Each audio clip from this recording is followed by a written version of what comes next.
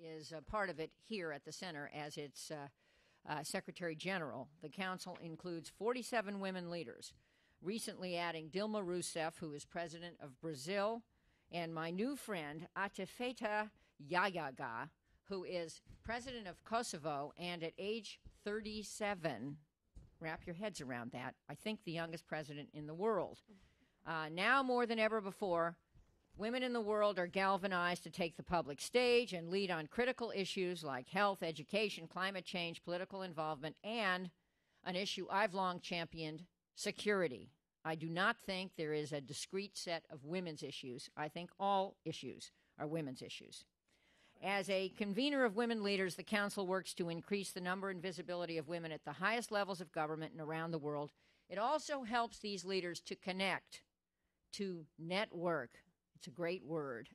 Raising the profile of issues, bringing new research to the forefront, and making members more effective in their individual efforts. Council also strives to be a conduit between this generation of women leaders and the next generation of women who aspire to leadership, to bring them together not only as mentors and mentees, but also as partners. Younger women have a lot to teach grandmas like me. We hope to present the findings of today's meeting and other relevant meetings we hold to a conference hosted by the Council in the fall in the Middle East. Information coming soon, but not yet final. Today's meeting deals with the most pressing issue that women in the Middle East face, the threat of marginalization in the political, economic, and social lives of their countries. And we were just chatting before this about how in many of these countries, culture and politics are very separate. Part of the challenge here is to align culture and politics in a progressive direction.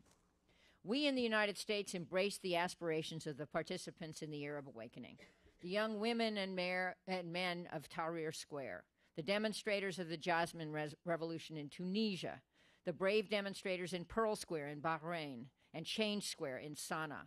We condemned the use of force against protesters in Tunisia, Yemen, Libya, Bahrain, and Egypt, just as we condemn the killings of Syrian demonstrators.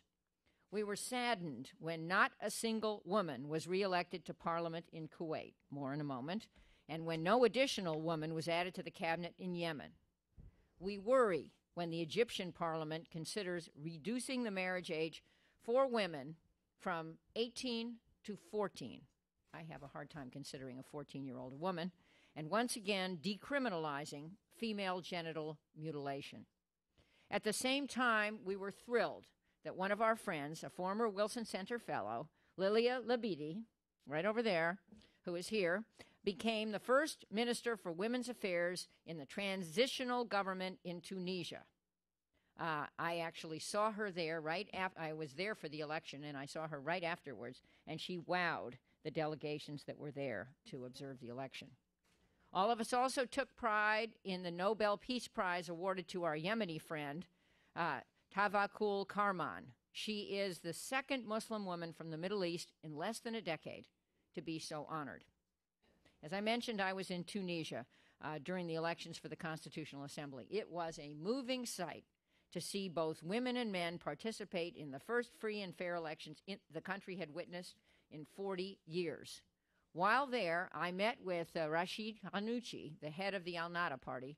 I met him in Tunis, but I also met him again when he visited Washington and came here to the Wilson Center. My colleagues and I pressed him hard on women's rights in Tunisia, and he assured us that Al-Nahda will not tamper with Tunisia's personal status law, the most progressive in the region. But many worry that even in Tunisia, the Salafis could undermine this pledge. I'm sure that issue will be discussed today. Also visited Egypt, talked to the political candidates who had just protested in Tahrir Square and marveled at their dreams for a free, just, and prosperous Egypt. Many of them lost that election. My colleagues at the center and I will continue to meet with them, as well as with the representatives from the successful parties and in Egypt, and parties in Libya, Yemen, Kuwait, Bahrain, Morocco, and so forth. We continue to ask women in the region how women are faring a year after the Arab Awakening. We are not yet encouraged by what they report. Why do so many women feel marginalized? Is there a rift between secular and Islamist women? What should they do? What should we do? No society can do without the active participation of its women. After all, we are not only a majority of populations, but a majority of the talent pool. There are a few reasons for hope. Let me conclude on a hopeful note. Think about Iranian women. 33 years ago, they faced a government and a regime determined to take away their basic rights, to relegate them to their homes, and to turn them into second-class citizens. But Iranian women have pushed back for 3 decades. And the story of Iranian women is the story of incremental success through perseverance and steadfastness. Obviously, not perfect, obviously more setbacks, but some rays of hope. And their struggle is symbolized by Hala Esfandiari, the extraordinary head of our Middle East program. Here she is. Yes, she wonders how successful it's been, but Hala has supervened, and I think we should applaud her personal courage through an enormous ordeal that you're all aware of. Please welcome Hala as she moderates our first panel. And thank you for coming.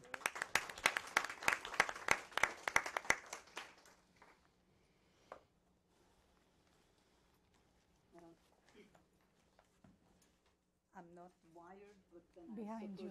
That's it. Okay. Sorry.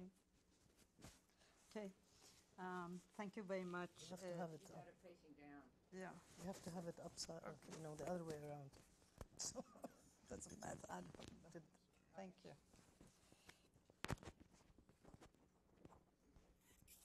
Yeah. Okay. Thank you. Thank you very much, Jane. I told you I told the audience it's wonderful to have a woman president to whom you can go and say, look what is going on in Egypt. They are trying to bring down the age of marriage, 14. Look, they have stoned another woman in Iran. I mean, so, and occasionally we give a piece of good news too. So that's that. For example, the Nobel Peace Prize of Tawakkul Karman in Yemen. Today's 2 panels are chosen precisely because, first of all, I've known the panelists over a decade, and secondly, because this is going to be the first of 3 meetings that we are hoping to hold between now and the end of the year on women's issues and their status and how the situation is going to evolve in the region. I thought that it would make sense to bring in women with experience, women who have fought for a number of decades to promote women's rights. And in the second meeting, which hopefully we will maybe hold in September or October, we will bring the younger generation, people who have been involved in Tahrir, people who have been involved in the Jasmine Revolution and Pearl Revolution, and so on and so forth. But the third meeting would be to bring the 2 groups together and let them exchange experience, opinion, and ask the first group to act as mentors. You have the bios. I'm not going to introduce each of them and give a long explanation. We'll start with Fatemeh Speiti Qasem, who is an economist by training, who works on democracy issues. She's an expert on gender issues in the region, and she will give us an overview of how women have fared in the last 18 months since the Arab Spring began. We will then move on to Lilia Labidi, who is an academic by training and not one of the, but the top experts on the status of women in the Maghreb.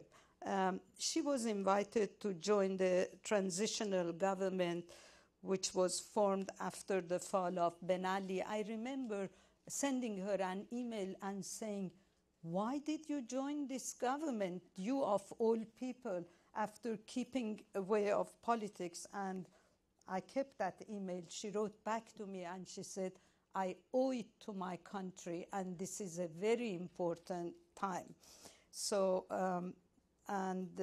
but she also mentioned that as soon as the elections are over, I will go back to the world of academia. And that's where she is now, back to the world of academia.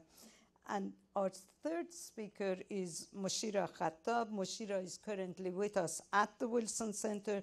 Lilia was with us at the center a couple of years ago. Mushira and her team pushed for the criminalization of FGM in Egypt. They were instrumental in raising the age of marriage for girls from 14 to 18 and for passing legislation to protect the rights of the child. She will speak on the situation of women's rights and the roles of Egypt today. After each of them, I've told them, will have a presentation that will not go beyond maximum 15 minutes, preferably less. Then I will start the discussion with asking them a couple of questions, and then we will open the floor to the next question. Second panel will be moderated by Robin Wright, whom does not need any introduction. She's well known, and her latest book is on display out there. It's The Islamists Are Coming. So welcome, Fatima. Hey, can I speak from there? You can speak from here or there, whichever. I prefer to stand. I don't think Although people might not. you can. Take off the mic. Take the mic off. Enlève le micro. Et puis, Et tu vas là-bas. Yeah. Tu es libre maintenant. although people will not see me. Yeah, that's the problem with this. That's it. You see me? Yes. Okay. Good morning to all, and thanks to Halle for the introduction. My intervention is going to be in 4 parts. Can you see me, or you want me to sit down? Yeah, I would have loved to see more men around this room. And I welcome the people who are there, the men who are there. My intervention is going to be in 4 parts. I'll be covering women at a glance in the Arab countries. But because we were told to minimize our intervention, there will be figures and facts and all the facts that I wanted to talk about outside for your, if you would like to pick them up. My second part is analytical, and the third is theoretical and explanatory. I would like to be more predictive in my response to the question that I've asked. A cup half full or half empty? Is a woman's spring inevitable in democratic transitions? That's what I'm going to talk about. The whole world was taken by surprise in early 2011 as demonstrations, revolts, and unprecedented popular uprisings spread like fire across several Arab countries, from North Africa to Western Asia to the Arabian Gulf. The Arab Spring, better still, an Arab Awakening, as the title of this conference aptly puts it, promised the birth of a new democratic Arab region. In Tunisia, Egypt, Libya, and Yemen, despots and lifelong rulers were toppled in response to people's loud calls to down with the regimes. إسقاط الشعب يريد إسقاط النظام, and that's in Arabic. In Syria and Bahrain, and to a much lesser extent, Morocco, Jordan, Saudi Arabia, and Oman, popular demands are being crushed or co-opted by ruling autocrats and monarchs. These uprisings, which swept the Arab world, are unprecedented in more than one way. But above all, these popular social movements are a clear indication that the wall of fear from despotic rulers and repressive regimes in these countries irreversibly broke down. However, I wish to flag at the outset, one, that these uprisings were not religious movements, i.e., they did not start to change the regimes to an Islamic regime, regimes. Second, they were not feminist. They did not call initially for women's rights and gender equality. Women were at the forefront, and their active involvement was visible and vocal.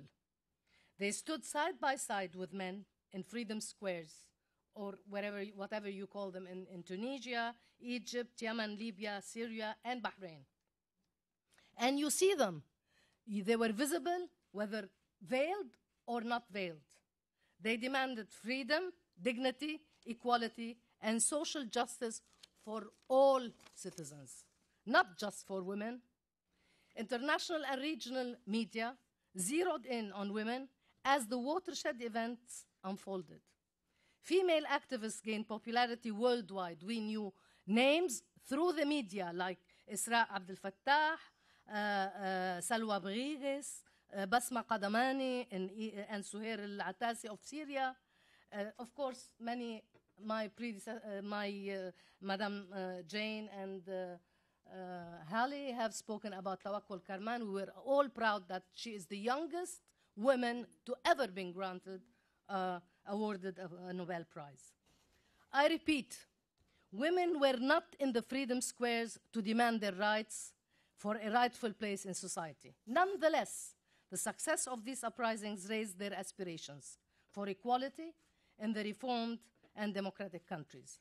Unfortunately, the toppling of despots and the subsequent legalization of political parties did not perform immediate democratic miracles.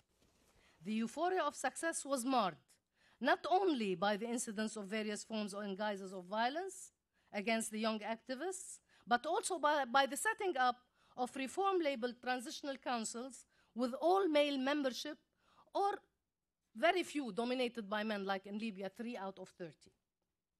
So it's business as usual. Hopes for gender equality dissipated as entrenched patriarchy, conflated with religious orthodoxy, visibly resurfaced.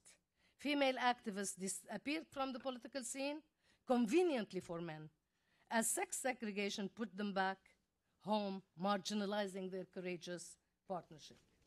Against this backdrop, global and public interest intensified to explore the interlinkages of religion with ongoing democratic transitions and women's leadership. I take this opportunity to thank and commend the Woodrow Wilson Center for Scholars, particularly the Middle East program, under its visionary director, Dr. Hala Sfandiari, for organizing this timely initiative. I have been privileged to know Hala for more than a decade, personally, and to partner with her professionally in many occasions. I am honored to be with you today to address this distinguished audience. As I said, the overview of women in the Arab countries, in a nutshell, without talking about figures, we have seen educational attainment in many countries. Women, the index of female to male educational attainment at the tertiary level is over 1. We have seen improvements in health, we have seen improvements in employment, but the gender gap lingers in political participation. It's still lingering. This is not sui generis to the Arab world, but if we look in comparison to other regions, we see the women in parliament, if we take this as a measure, as an indicator, at the bottom of the list of regions worldwide. We are still at the bottom despite the improvements. 19 now out of 22 Arab countries are party to CEDAW, which is very good. But it's like unconsummated marriage, I'm sorry to say it. They keep their reservations on CEDAW, except recently, of course, for some of the northern Arab countries. And of course, suffrage rights, the last to join in Saudi Arabia, will be in 2013. So, women's expectations in the wake of the uprisings. Do we look at the cup half full or half empty? And that's the important thing. We have seen the scene in front of us gives us an idea that there are many, many threats facing women's rights. As the parties and Islamic parties in particular, the Islamists were legalized in the aftermath of the uprisings, you see everybody is afraid. Why? The fear of the Islamists taking away the rights from women materialized. Okay, what happened is that the lack of visible leadership and failing to organize in many of these uprisings opened a vacuum in governance, which the moderate Islamists and the extremist Salafists quickly filled. This brought to the fore fears from the adverse influence of some religious families on the situation of women. There is a perception that some world religions, Islam, Catholicism, Judaism, and Hinduism, are hostile to women and their advancement. Thus, apprehensions of women rose since Islamists are perceived to be antithetical to women and hostile to their assumptions of leadership positions. Expectations heightened, except for what happened with when female activists were harassed, assaulted, violated, subjected to various forms of violence. They were thrown back home. To add insult to injury, democratically held elections gave Islamist parties the upper hand with a majority vote. In Egypt, 72%. In Tunisia, 40%. In Morocco, 26%. In Algeria, the ruling party grabbed the majority vote yesterday, last week, in May 2012, with women's share rising from 7 to 31.4% in parliament, topping the list of Arab states. But, having said that, female representation remains mere tokenism and cosmetic at best in terms of effective, that is, quantity versus quality. Given this environment, one is apt to question the prospective role that religion and religiosity might play in the new Arab region, even with democratic held elections. And how would this influence women's station, especially their rights and opportunities in sharing government? Do we have a woman-friendly setting or a woman-unfriendly setting? I argue that different parties offer women different opportunities, depending on the intensity of religiosity of these parties on their political platforms. So let me say, why do I say that I look at the cup as half empty? Are the frustrations of women justified? One, the success of the uprisings led the activists to believe that solutions are imminent. Okay? However, poverty did not diminish, employment did not increase, social justice was not realized, chaos permeates in some countries, the military reigns in some other countries. So social change, we should realize that social change does not come overnight. We have to be more patient. Second, the political parties that are allowed to form are conceivably more concerned with consolidating their foothold than with fulfilling aspirations of women for gender equality.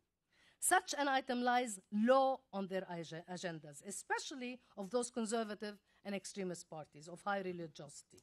Third, Women saw themselves outside the newly formed councils and committees, so they were justified by being frustrated. This raised their level of concern and their disappointment. Fourth, as Islamists rose to center stage, women's expectations for gender equality under the reformed regimes dissipated. Fifth, as soon as the major uprisings cooled down, female activists were sent back home. They were threatened to lose their previously gained rights, al-khula in Egypt, and more on that will be given by my colleagues there of the panel. Return to polygamy in Libya, the first thing that he announced, and even al-urf, in Tunisia now is being considered as a marriage, and even doing away with CEDAW. I have 5 more minutes. Okay, I come all the way from Beirut to talk, and I'm giving 15 minutes. It's all right. You will see that later on. All right. Sixth, the Egyptian elections produced a doomsday. And I'm saying, why do we look at the half-empty cup? A doomsday scenario for women. Female representation dropped from 12% to less than 2%, a showcase for pessimists.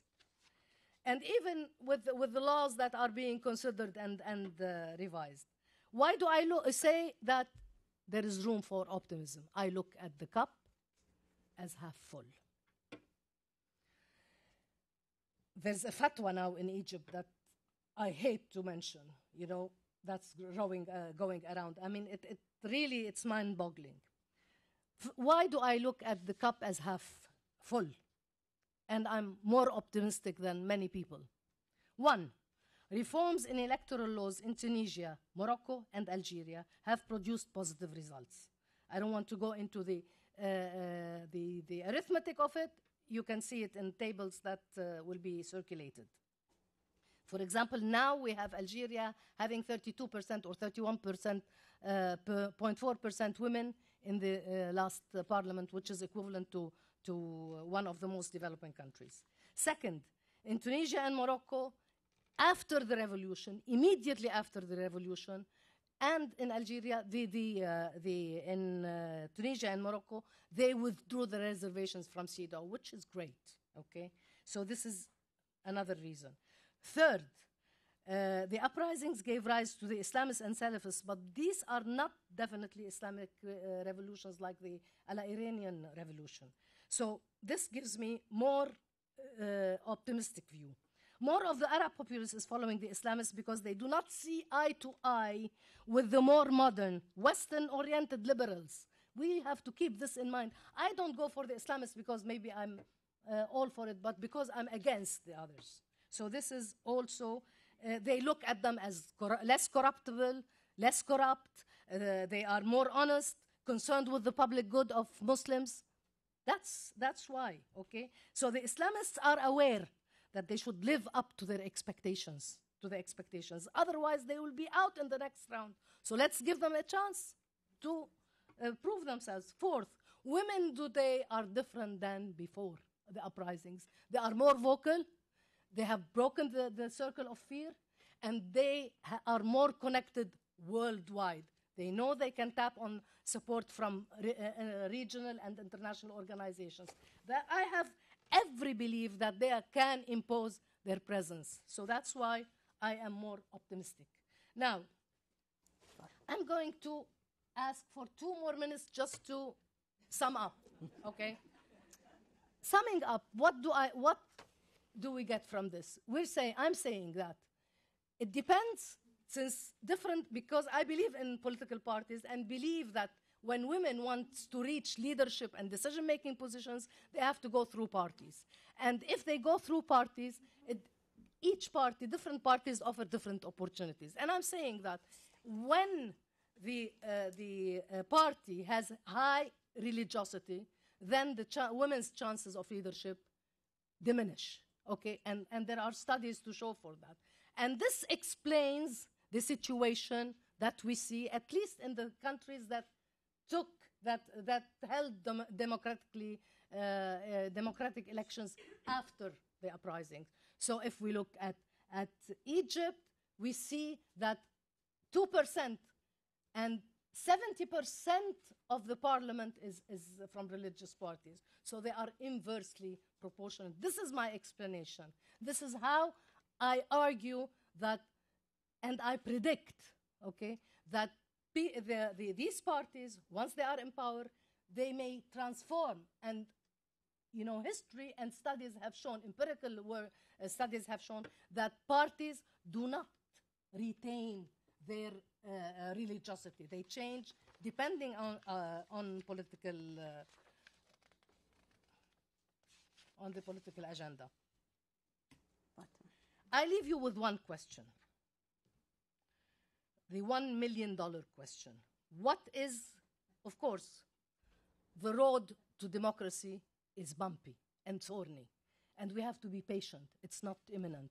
We don't get a new Arab order tomorrow. But the $1 million question is, what kind of democracy do we want? Because I'm sure that once democracy is consolidated in these countries, women will get their rights. It's by definition. Thank you very much for your attention. Thank you. I'm told by our technicians in the back that I should ask the speaker to sit and not go behind the podium. Lilia. Sorry, Lilia. Thank you very much. Yeah. It's very interesting because I will address other questions that Fatima left for me, which is good. And We agree, don't you remember? absolutely. And the problem is that all of us are having hopes, but what are the problems on the ground, and how we can resolve it. It's the purpose of my presentation. It's what I will discuss. I think really because the revolution, I continue to call it a revolution, it's not only about not having a job. No, and my presentation, it's based on what I saw during the year and what we did during this year to correct what's happened. I saw two phenomena of women, a group of women from the north and another group from the south, and the two of them have this tradition of selling dolls. And these dolls, they can't sell it anymore. They can't live with these dolls, etc. And these dolls became, for me, when I saw them, they testified to the misfortunes of a society subject to misery like those seen in other countries. And I have when I am in my country, I was always saying, people who come to visit us, etc., they never go further than 60 kilometers. They go to Tunis, they go to Hammamet, La Marsa, etc. This is very good, and it's exactly as Beverly Hills. It's like this. I am not making a mistake. Donc, it's very good. Everything is clean, everything is good. It's like we are in Europe, no problems. But if you take a car and you do 60 kilometers, and then you discover another country, which is not far from Palestine, what we see in pictures from TV, in Palestine, in Bangladesh, in Iraq, etc. And this, it's never told. This is a part of the story that it's never told. And it's what it's not that I didn't know. I know this. But we were not able to do research, and the quantitative research wasn't possible. We were not allowed. We have to go through several things, demands, and recently in 2010, I think, or 9, we had a law that if you speak outside of your country, you give some information about your country, etc., that will hurt your country, you will be judged and be punished, penalty and jails, etc., etc., which it makes things really difficult, you know. And most of the time, which Sana Ben Ashur said, that it is not, we know all about, but she said it, they will not attack you, they will attack a member of your family. And then you became responsible for what's happened around you. Donc, I am taking these dolls as what's happened to all women who are in this country. We never see, we never hear, this is my project. This is what I saw and what I tried to describe and what I tried to understand and how we reacted it. Now, what we discover is that in this country, women who live in the second part of Tunisia, and the second Tunisia, are not having the same rights, legal rights, and not having the same economic rights. I don't think that it is necessarily that I go through, because we can probably have the project to publish it or something like this, but I have some data that support absolutely what I am saying, and if you are confident enough on what I am telling, you can, it's not necessarily that we project them, etc. But the right, the illiteracy rate in Tunisia, for example, for those who are less between 15 and 24 is 20%. And this is the official data. When I say official data, that it is most of the time we are having problems, and the Institute of l'INS, l'Institut National de Statistique, had a big problems because we discovered that all data that we were having were not true. For examples, and the most important one is that, for example, the rate of poverty was around 4%, and the Minister of Social Affairs declares 3 months later that no, isn't it true that it is around 24%. Donc, it's really a big problem. Donc, we are having data, but we have to think about we have to be prudent when we discuss about it. For example, the women in rural area, donc in rural area, the women who are aged more than 15 years, it's 40% in rural area. And naturally, the rate of unemployment, it's very high for women in these parts of Tunisia where we have had the revolution, those who really began the revolution, those who really did the revolution, etc. Donc it's very high in all these parts. And even women where they are educated and they are from this region, they suffer more of the employment than the other women who are in the big cities like Tunis, Sousse, Bizerte, Sfax, etc. Donc we are having really a second citizen, women who are having another status, social status. Alors, I was,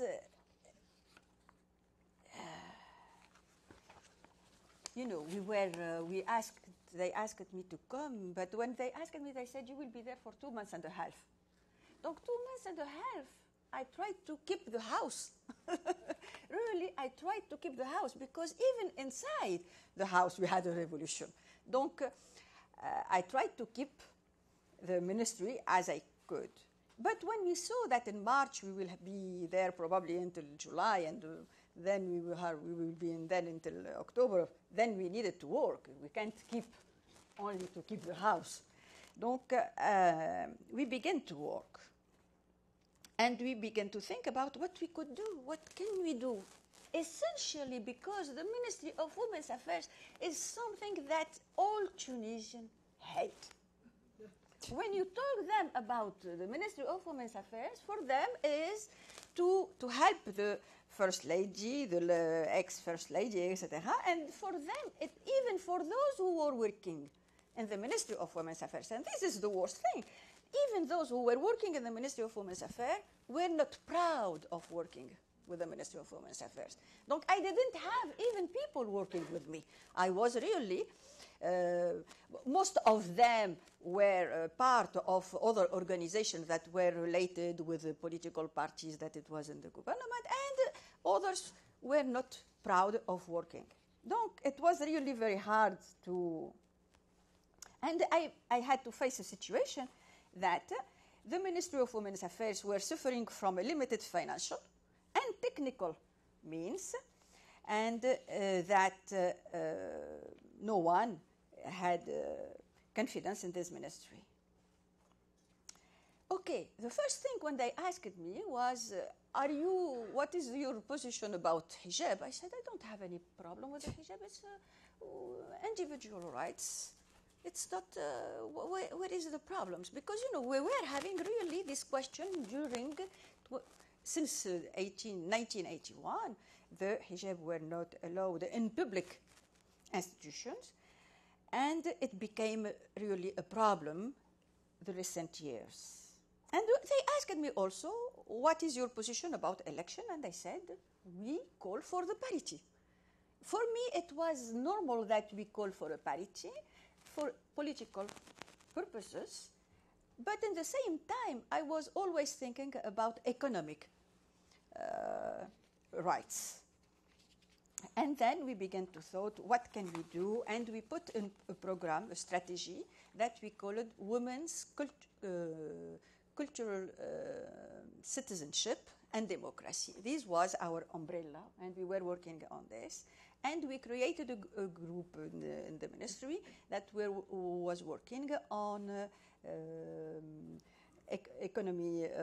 economical solidarity. And it was interesting to see that all the concepts that we were working on, immediately other political parties were taking them, and it was like a relay. Donc it was really interesting to see how civil society was acting since we recovered our legitimacy in the ministry, because we had to show that we were in rupture with the past, and we were looking for democracy also, not only that we were not... Donc we created different groups, and since we didn't have really resources, technical and financial, etc., and we were receiving several people from different countries. We would like to help you. What do you want? What do you want? We would like to help you. And I was spending a lot of times, you know. And then I decided, when I saw that I was spending a lot of times but not receiving anything, any kind of help, I decided that it was enough. I can't spend all my life doing this. And I called some intellectual women from the country. Lucky we have some of them.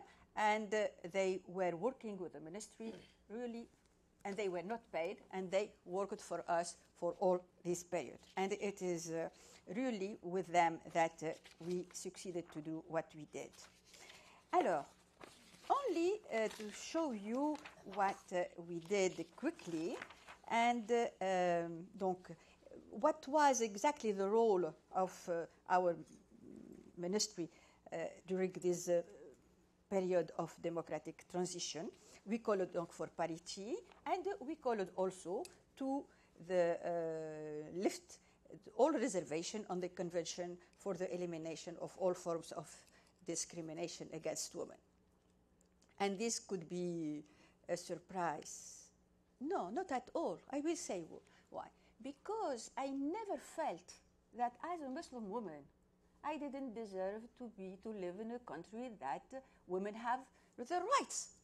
For me, it was normal that I was equal with others, and that all women deserve to have these rights. And it is not and that if there is some problems, these are cultural problems. We can discuss it and we resolve it. Donc, and it doesn't do it as it was in the past. that it was a decision among a smaller group of people, we will call them, and they will decide that, no, not at all, we didn't do this. We went through the whole country, and we asked, what are the problems? How we can resolve these problems? What can we do, etc. And when we saw that really the population was supporting the idea, then we presented it. It took us some months. Donc, what we discovered, which is really very important, how it's happened that we had second Tunisia. How it's happened that women, we had two kinds of women, those who were having a chance to go to the university, to work, to speak out, etc., and those who were not taken into account. It's because for 50 decades, the state, I will call it the state, decided that the state will take care of the education and the women who are in the cities. And those who are in rural area, we will leave them for the NGO. And the NGO was, as you know, we had a big NGO that was created at the independence with the all NGO that were having a role before the independence. But these NGO, the biggest one, the only legitimate one, etc., if it was a very good idea in the 50s and the 60s, it didn't work anymore. It's because they don't have, if the Ministry of Women's Affairs do not have resources and financial need, resources, etc., how an NGO who is completely could do the role, play the role of the state, could play the role of what the state should apply, should do. Donc, really, it was something when I discovered it from these two groups for whom we did a program. We saw that in rural areas, the state wasn't present. I saw it several times before. But it's different when you see it as a scholar doing your research and as a member of a government when you have to take a decision and you have to speak for these people, because, you know, I had to speak for these women. Donc, I think we have really, first, we have to work very hard to make that the state must be present everywhere. This is something that it is really very important. Second thing that it is really important also is to have public services. It's not normal that the public service is not something that it is allowed everywhere. Donc, we need also to have this for our country. And what I discovered also, and it shows how the state with this NGO were working together. For example, the president of this NGO was paid by the Ministry of Women's Affairs. Yes. Donc this, and I discovered, really, I never saw it before, etc. I never heard it before. Donc, and we saw that all the women who were nominated as a minister or as a secretary of state were a member of these NGOs that were close the state. Donc, if they are member of the, if we need a woman to be minister, they will bring a person from these groups, or if they are not anymore minister, they will come back in these NGOs. Donc, this really was something that it is perverse, and it is not very good. I think my purpose was to show how these women were in a situation of double jeopardy. The rights were at risk, and we had to cut this relationship, which I call it a relation congénitale, because it's not normal. The state is the state, the NGO are the NGO. And when I arrived, I said, no, my role is here to be at the state. No. NGO, it's good if you come, we can discuss. And I was, even with those who were created, the new NGO, because, the culture of democracy, we have to build it. No, they didn't know. No, they came to ask me because we agreed to give them a little money. What do you want us to do? I said, no, I don't have anything to do to ask you to do. You do what you want. If your program is something that it helps us, we can support you, but you are free to do what you want. Donc, this culture of democracy, of how you can be independent and how you can be vocal and you speak for all your group, it's something that it is very important. Donc, I would like, and to finish only on this remark, first, my purpose was to go beyond the strategy of survivals toward formal employment for these women, and via a moral contract where state and citizenship were tied to each other, where state has obligation, but population also have obligation toward the state. And this, it's not sure until today that it is something that we have to work on in any case in my country. The situation of Tunisia for rural women was not as was described in Egypt, where a liberal economy is said to have freed Egyptian women from the grip of the state, because as far as rural women in Tunisia are concerned, for 5 decades, the state was completely absent.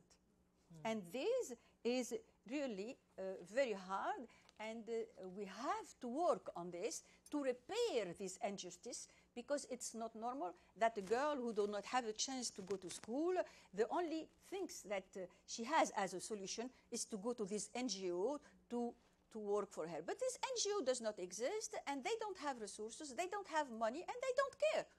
Because it's not really there. They don't even, I'm sure that they don't even know how to work and how to deal with these problems. Donc, I think what we need in several countries, as in the case of what's happening in Morocco, Algeria, Tunisia, and Egypt, really, we need that the state has to be present everywhere and not only in the big cities, and to work on public services, because it's something that rights for everyone, even for women. Thank you very much. Thank you very much, Lilia. Mushira? Thank you very much. Being the last, I have to be squeezed. But good morning, everybody. And I think the two previous speakers have set the stage for most what I am going to say. And concerning what Lilia has just said about the two Tunisia, this is the case in Egypt. You will find this is the case in most of the developing countries. The state stops at the gates of the capital and big cities. Maybe NGOs in Egypt are different than Tunisia. We have NGOs that are very, very old and very strong and have been working for decades. The title of my presentation is Lost in Translation, the case of Egyptian women.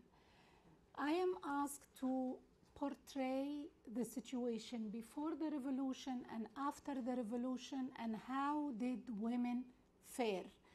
It's very difficult in a country of 90 million population to capture everything, and a very complex situation. So I have chosen, under the instructions of Hale, to focus on economic participation, political participation, and legal rights. Quickly, I am trying my best to be objective, not the cup full or empty. I will try to capture as much as I can, and in the time frame available, everything that is of value to you. And most of you are very experienced and don't need to learn anything new. I want to focus on the firsts that the 25th January Revolution Awakening demonstrate in Egypt. There were many things that happened for the first time in January 2011. Not only did the people of Egypt stage a mass popular revolt numbering millions in model civilized manner, truly. women were also treated as equals throughout the revolution. The truly pragmatic and focused nature of the revolution saw men and women work together throughout the different stages of the revolution to defend the Tahrir Square, to transport supplies, to care for the wounded, to man barricades, to shout slogans, lead debates, and even work together to clean up the streets of the state that brought them together. Women played an important and instrumental role in the revolution, and their efforts representing roughly half of all the protesters, and this was the first time. Usually the number of women going into such protests did not exceed 10%. In the Tahrir Square, it was from 40 to 50%, especially during the first 18 days that led to the fall of Mubarak. Women's role was vital to the success of the revolution. I don't need to go into details. And like the previous speaker said, I have more figures that will be circulated, and I will just go quickly through the most important points. Also, for the first time, women, like men, discovered their ability to make a difference. Many promising females, revolutionary leaders, emerged hopeful and confident and were acknowledged internationally, topping numerous lists of influential women worldwide, including Newsweek's list of women who moved the world, The Guardian's top 100 women activists and campaigners, to list only a few. 15 months later, reality for women is a far cry from the mass optimism that swept across Egypt after the revolution attained its initial goal, which was bringing down Mubarak. Women's issues have been washed away amidst a sea of surging Islamist politics. Throughout all its history, Egypt has always been a conservative and religious country. But in a way, it was a modern and conservative and religious country as well. And this is the religious nature of Egypt is now being utilized as a pawn by religious groups against women. What is perhaps the most shocking is that for the first time, it is a female parliamentarian who is pushing for women's rights to be scrapped. What Congresswoman Jane Harman just mentioned in her opening remark, this was a motion put by an Egyptian woman parliamentarian for the first time in Egyptian history. She is a member of the Freedom and Justice Party, the political arm of the Muslim Brotherhood, and she's being taken to court now by both the National Council for Women and some NGOs. A letter has been sent to the Speaker of Parliament to lift immunity in order to take her to court. Not only that, it's unheard of. The unprecedented open criticisms of laws that guarantees basic human rights is now happening at the highest levels. Mohamed Morsi, the presidential contender from the Muslim Brotherhood, went on national television to say that the law criminalizing female genital mutilation was poorly presented and that parents should be given the liberty to decide for their daughters. And this will open a can of worms. After all the work that has been done, the mobilization at the grassroots levels and the declaration by many villages against FGM, followed by the criminalization, here you come and say parents are free to do what they want. And they discovered recently a group that went to circumcise girls at no charge in El MENA, Upper Egypt. So this is happening for the first time. And also for the first time in Egypt, we see the mass media to give unprecedented space for the ultra-conservative groups to disseminate really Dark Ages views about the women of the rights of women and children, brainwashing a large population of Egypt's population, where 97% of the population get their news from the television. Against this backdrop, I would like to briefly outline the status of women before and after the revolution in terms of the rights that I have highlighted.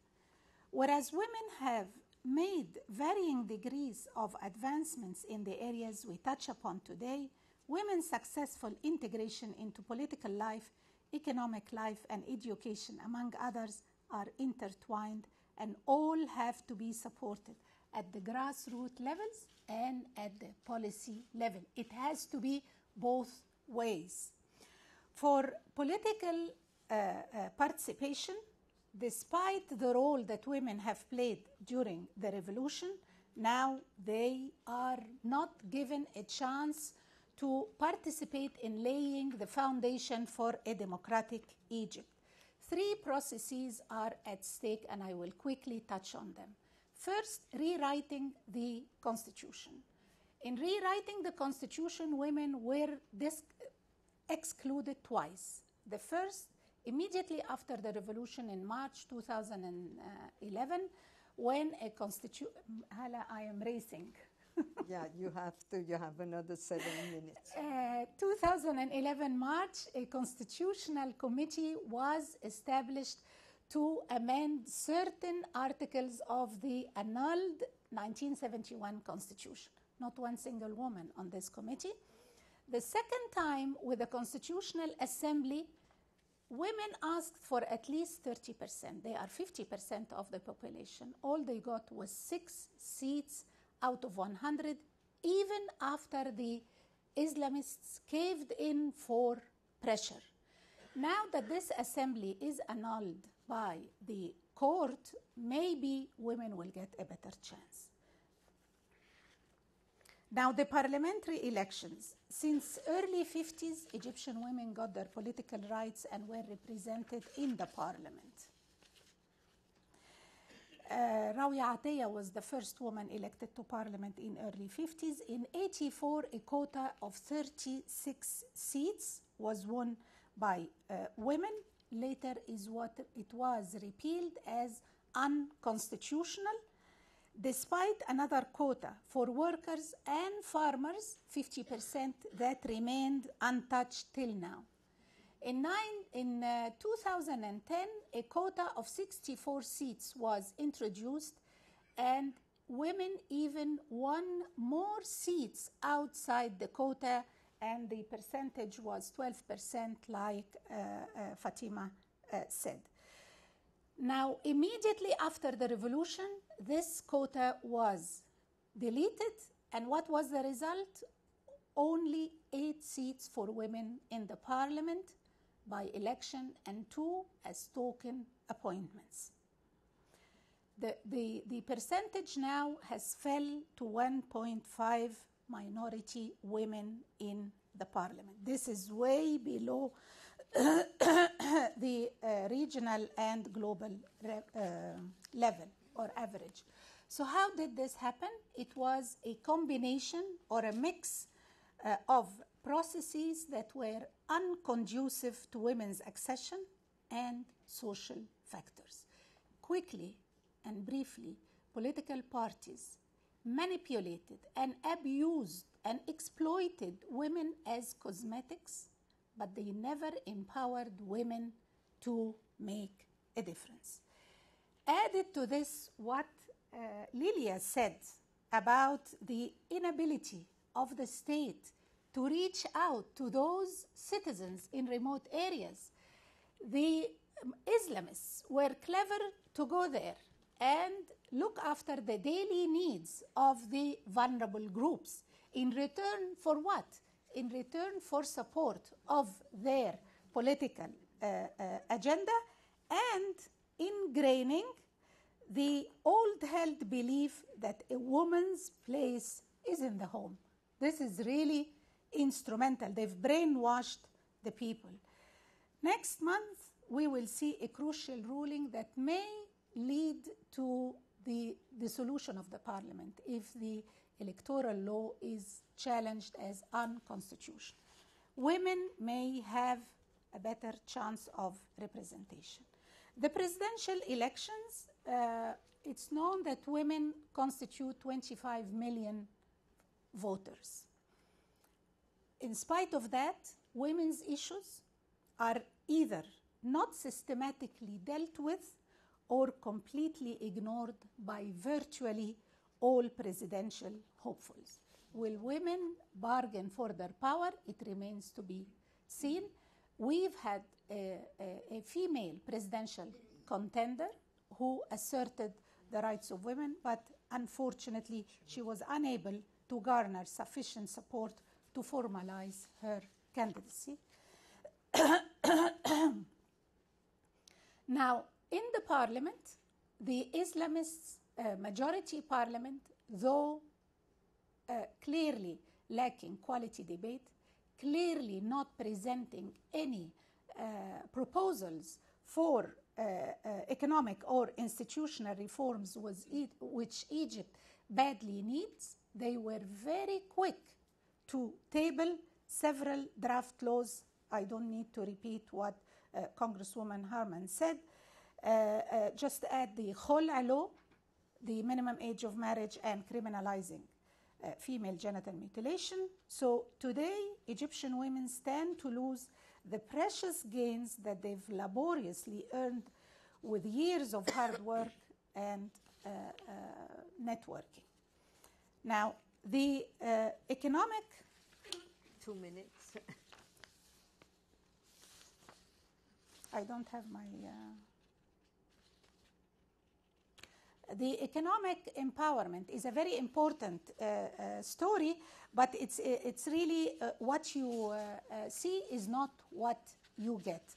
The statistics, like Lilia said, hide the disparities. It's also averages. According to the World Bank Development Report, women's earning power in Egypt stands at 82% of men's earning power, a ratio which places Egypt ahead of developed countries such as Iceland and Germany. But once you dig deeper, you will find a lot of disparities. I will not go into that because of the time constraint. There are good signs. Forbes Middle East have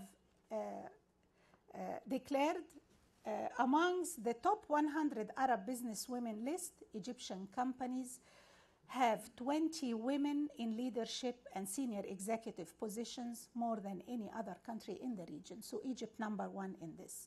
Female-headed households have doubled from 11% to 22%.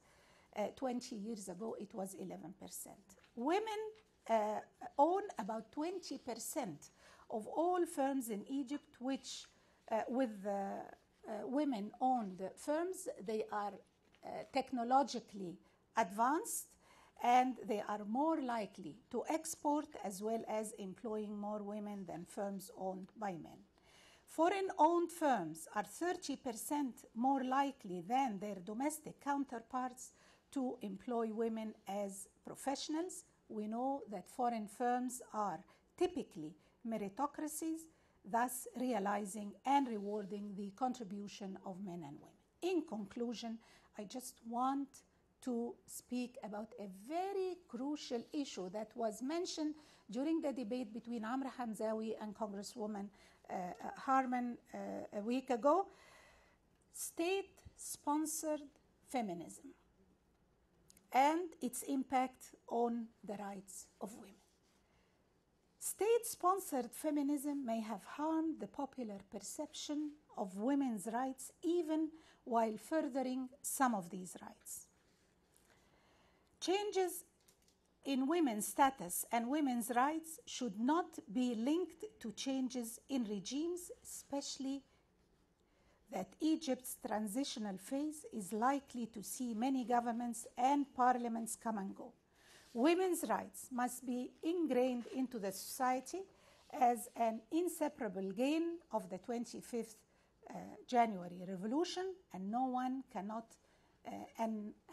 that no one can tamper with.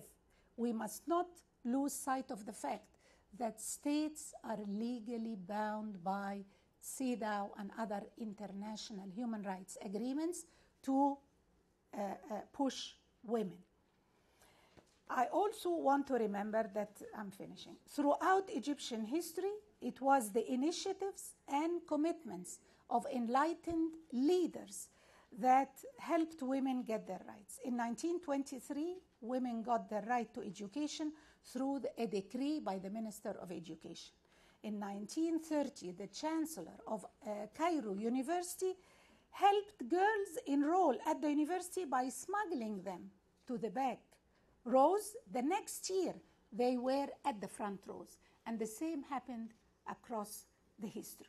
So, in closing, the success of the 25th January would have not taken place without women, and this revolution or awakening will not attain its full objectives without the full rights granted to women. And the society must recognize this. Thank you very much. I really... We just, I notice, have only 20 minutes, unfortunately, left for discussion. So I was going to start with a question, but I think that I would rather open the floor and have you ask. Yes, please, just wait for the mic and identify yourself, please. Thank you. Paulette Lee, I'm a communications consultant. Thank you, first of all, ladies, for this presentation, which is so eye-opening. I am reminded of many of the battles that were fought by women that I was part of in the 1970s for the era that was, for lack of a better term, called women's liberation. But it strikes me that we did not have, and we can discuss, one can discuss for forever the differences and the commonalities. But I guess what I want to know is, what role does Islam and its interpretation within the varying countries play, and how can that be, I don't want to use the word combated, but it's the only word that comes to mind. How can that be addressed to improve the situation for women in the Middle East? Thank you. Okay, I'm going to take one question at a time and then move around the room. Lilia, would you like to go at it, that question, what role Islam can play? Yeah, but brief, please. Yeah, it's difficult because each question is so profound. So to answer quickly, I will try to say one thing. You know, in Tunisia, we used to say that Ben Ali, when he was in Tunisia, he will always win, even if there is only women who will go to vote for her, to vote, because he is the one who is promoting the women's rights, etc., using it as Cosmo, as we want. And we were, you know, when we had the revolution, how women will act, how women will vote. It was a very important question and a difficult one because we don't have research about it. We don't know exactly how women. And it was a surprise also that immediately after the revolution, women who we never thought before that they will be wearing the hijab, for example, as an example I am citing it, they began to wear the hijab. They are professional in different sectors. They were wearing the hijab. Donc, we were saying what's happened, etc. And with the law about parity, we were surprised because we thought that only the secular people will vote for the parity law.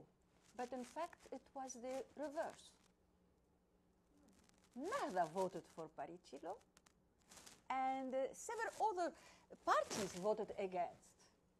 Those who are secular, the Arab nationalists, etc., and from the UGTT or from the another Islamist party who voted against. Donc we were really surprised and disturbed. I am speaking when I say we, I am speaking about the population in general. And at the election, the only political party we never had this in Tunisia before, we had 114 political parties. 10 are ancient, but all are new.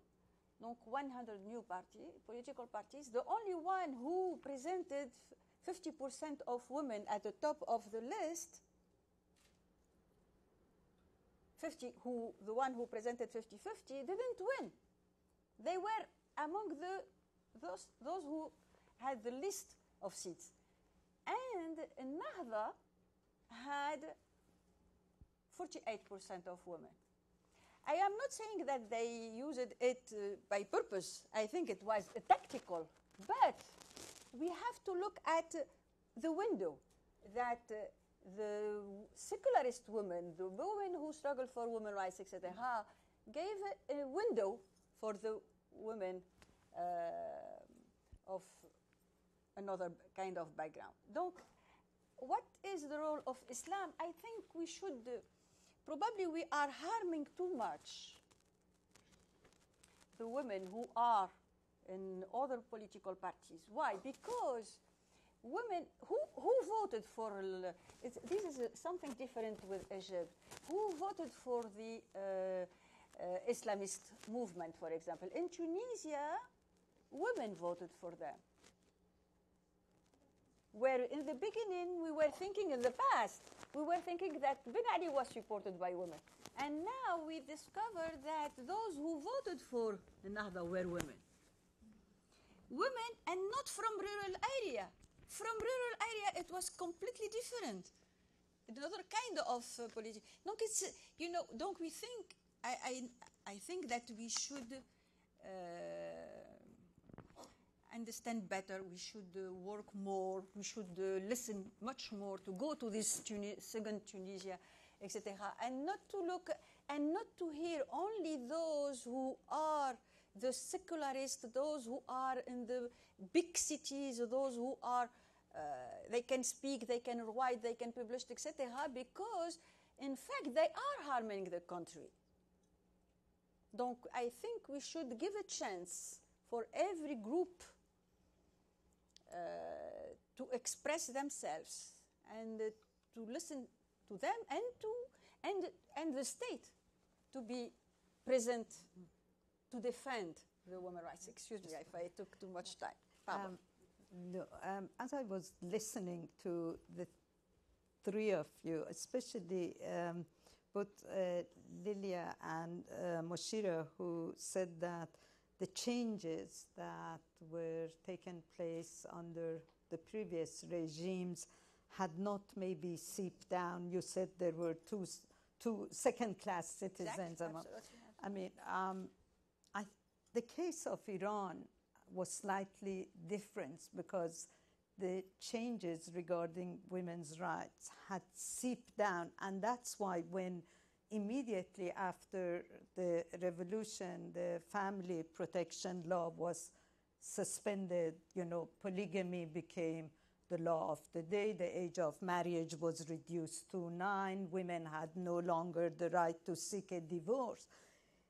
There was a protest movement through letter writings and complaining to the office of Ayatollah Khomeini and other clerics, and this was not necessarily from the secular women or from the upper middle class women or upper class women, because for them they thought that anyway, if they want a divorce one way or the other, they can get it and so on. But it was from the more conservative Islamist women who didn't want to lose the right to go and seek a divorce. They didn't want to lose child custody.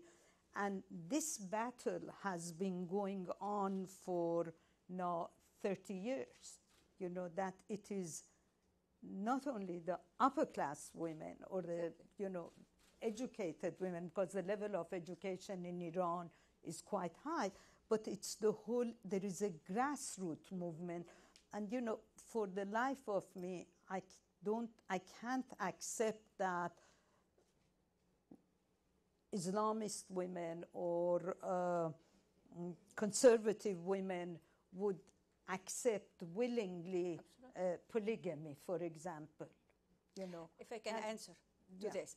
For example, when it was a surprise, I think I have to explain why I think that women voted for them. For example, I think it's because during the campaign they were defending the CSP, the personal status quo. They were defending, they were saying we will not touch it. Now what's happened is that women felt that since they are not touching the personal status code, this is one thing.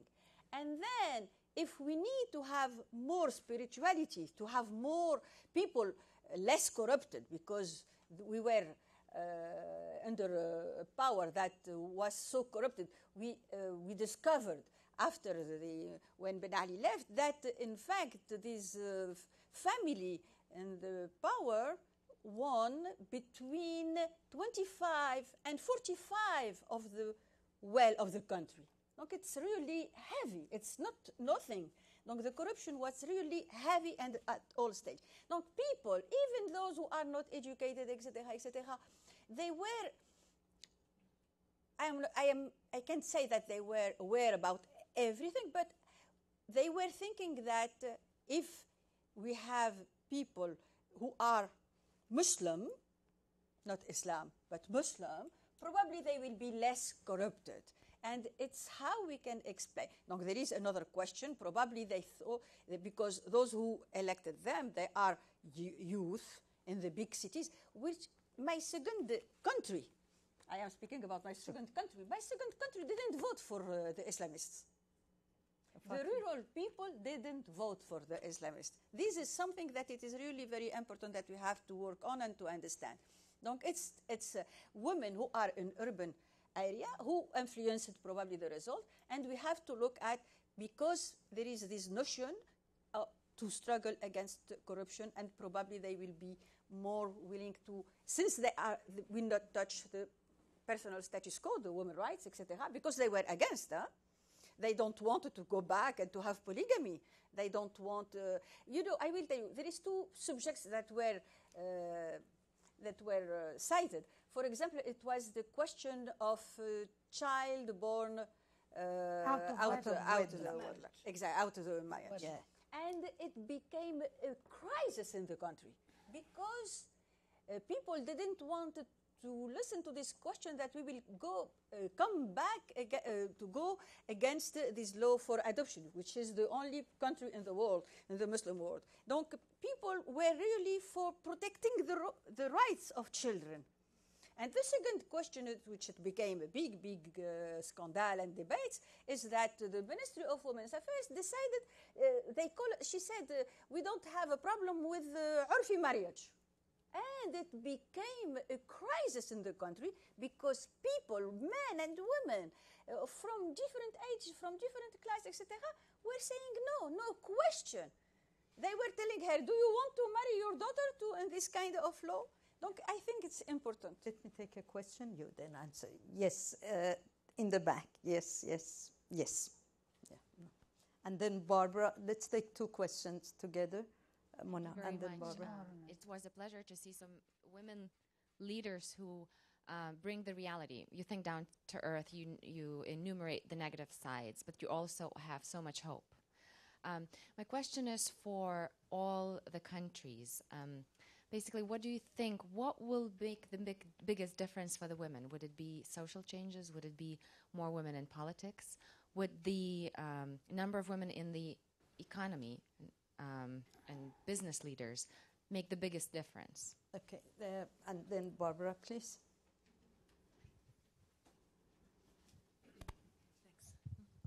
Thanks. Barbara Slavin from the Atlantic Council. One concern we have as outsiders, as Westerners, to what extent are people who are promoting women's rights in these countries tainted as being pro-West, alien, supporters of the ancien regimes, and is this a big factor also in support for the Islamic groups, and is there anything we can do about it? I mean, we don't want to be surreptitious in our help to women like you, but I'm very concerned that this is one of the problems. Thanks. Thank you. Fatima? I really wanted to go back to the issue of the Islam, the interpretation. That question is a really important one, and people tend to say that all Muslims are extremists or Salafists. Islamist parties are not the same. You have moderate, you have Salafist, maybe. So it's the degree of religiosity or the intensity of religiosity that we're talking about, and this is what affects women. Why? Because commonly, studies have shown that women tend to be more religious than men. And when they are poor, they go more in that direction. So this is where the issue is, and this is where Islam or the Sharia law is conflated with traditions. And this is where the misinterpretation, because who interprets Sharia? You don't see women doing it, you see men. And when you have political parties that are headed or the leaders double up as clerks, then this is the double jeopardy that we're talking about. The second issue, so I think even there's a continuum between secularism and Islamism, if you will. Islam is what we see in the political parties. The Islamists is political Islam. So their interest is politics. They're not purely Sharia. You see, that's the second issue is what you brought up is very important. And to answer both questions, I would say, that people go towards the Islamists or the enlightened Islamists because they are against the West. Yes. And this is very true. And we have to work that, and that's my last question. What kind of democracy do we have? Is it the democracy that we have studied? And this is why, the people there want the rules, want their laws to be from the roots. They have to be the custodians. They don't want anything imported. So anything that is linked might be to the West might be done away with. Mashira, you want to Yes, add quickly, with the interpretation of Islam, I want to add to what was said that there is not one single interpretation of Islam. Definitely. You will hear many varying interpretations and you choose your pick. Yes. So you want to push an agenda, you take an enlightened interpretation. You want to kill it, you take a hardline interpretation. This is number one. Number two, the question, which is the most important factor? I would say not one factor, no matter how important it is, will achieve any result unless you work on every other factor. We spoke today about political empowerment, we spoke about economic empowerment, but nothing of this will bring any impact if women did not receive quality education as children. And they were reared as children to be equal. Nothing will happen. She will never run for any office because she doesn't have the confidence. She will not have the ability to stand up and defend her cause. The last question Barbara put is very important. The look for women's advocate as puppets of the West and the previous regime. All of this is true. You just need to know that in Egypt, when you say Sido, it's an obscene word.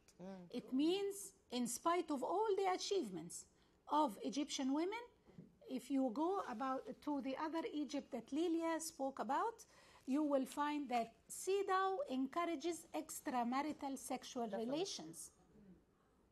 CEDAW encourages children born out of wedlock, you know? So it's the lack of awareness raising, the gap between what happens in New York and Geneva and what happens at the capitals.